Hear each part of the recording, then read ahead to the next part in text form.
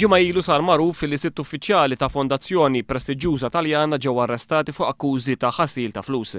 Is-6 uffiċjali ta' Salvatore Maugueri qed jiġu akkużati li frodaw ma' 70 miljun euro. Huma qed jiġu akkużati li ħadu flus mill-kontijiet bankarji ta' din il-fondazzjoni u batuhom f'kontijiet bankarji ta' kumpaniji oħrajn fosthom f'Malta.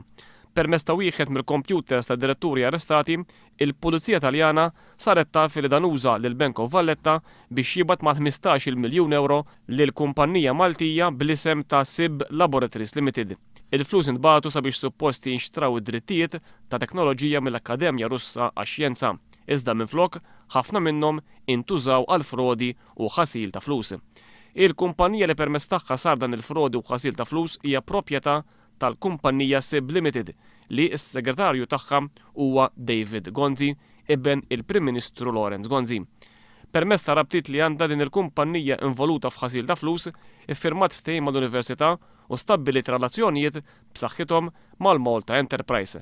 Sa issa il-BOV, l-Università u l-Malta Enterprise żammew f'homhom siket fuq dan l-iskandlu. Kien biss iċ-Chairman tal-Kunsill Malti għax-Xjenza u Teknoloġija, Jeffrey Pulicino Orlando, illi ħa passi u għata kull relazzjoni ma' din il-kumpanija.